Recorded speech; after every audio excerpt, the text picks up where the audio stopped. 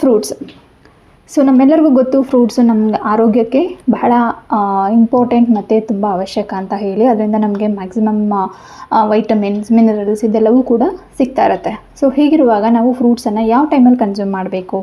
Before food consume ಮಾಡಬೇಕಾ, after food consume ಮಾಡಬೇಕಾ, ಅಥವಾ ಯಾವ ಟೈಮ್ನಲ್ಲಿ ಕನ್ಸ್ಯೂಮ್ ಮಾಡಿದಾಗ ನಮ್ಮ ದೇಹಕ್ಕೆ ಹೆಲ್ತ್ ಬೆನಿಫಿಟ್ಸ್ ಜಾಸ್ತಿ ಸಿಗುತ್ತೆ ಅಂತ ನೋಡೋದಾದರೆ, ಸೊ ಮೊದಲನೇದಾಗಿ ಊಟಕ್ಕೆ ಮುಂಚೆ ನೀವೇನಾದರೂ ಫ್ರೂಟ್ಸನ್ನು ಕನ್ಸ್ಯೂಮ್ ಮಾಡ್ತಿದ್ದೀರಾ ಅಂತಾದರೆ, ಫ್ರೂಟ್ಸ್ ಈಸಿಲಿ ಡೈಜೆಸ್ಟ್ ಆಗುವಂಥ ಒಂದು ಪದಾರ್ಥ.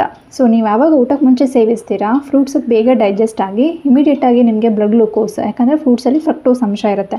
ಸೊ ಇಮಿಡಿಯೇಟಾಗಿ ಬ್ಲಡ್ ಶುಗರ್ ಲೆವೆಲ್ ಜಾಸ್ತಿ ಆಗೋಂಥ ಚಾನ್ಸಸ್ ಇರುತ್ತೆ.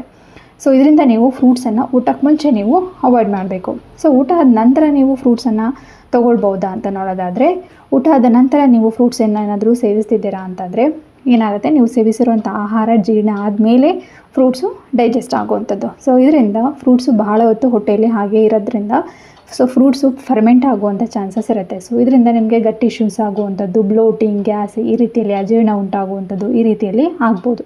ಸೊ ಅದರಿಂದ ನೀವು ಫ್ರೂಟ್ಸನ್ನು ಯಾವ ಟೈಮಲ್ಲಿ ಕನ್ಸ್ಯೂಮ್ ಮಾಡಬೇಕು ಅನ್ನೋದಾದರೆ, ಫ್ರೂಟ್ಸನ್ನು ನೀವು ಮಿಡ್ ಮೀಲ್ ಸ್ನ್ಯಾಕ್ ಆಗಿ ಕನ್ಸ್ಯೂಮ್ ಮಾಡ್ಬೋದು. ಅಂದರೆ ಬ್ರೇಕ್ಫಾಸ್ಟ್ ಮತ್ತು ಲಂಚ್ ಇದೆರಡರ ಮಧ್ಯದಲ್ಲಿ ಇರುವಂಥ ಗ್ಯಾಪಲ್ಲಿ ನೀವು ಫ್ರೂಟ್ಸನ್ನು ಸೇವಿಸ್ಬೋದು, ಅಥವಾ ಲಂಚ್ ಮತ್ತು ಡಿನ್ನರ್ ಇದೆರಡು ಮಧ್ಯೆ ಇರುವಂಥ ಗ್ಯಾಪಲ್ಲಿ ನೀವು ಫ್ರೂಟ್ಸನ್ನು ಸೇವಿಸುವಂಥದ್ದು. ಇದರಿಂದ ನಿಮಗೆ ಸಾಕಷ್ಟು ಹೆಲ್ತ್ ಬೆನಿಫಿಟ್ಸ್ಗಳು ಸಿಗುತ್ತೆ.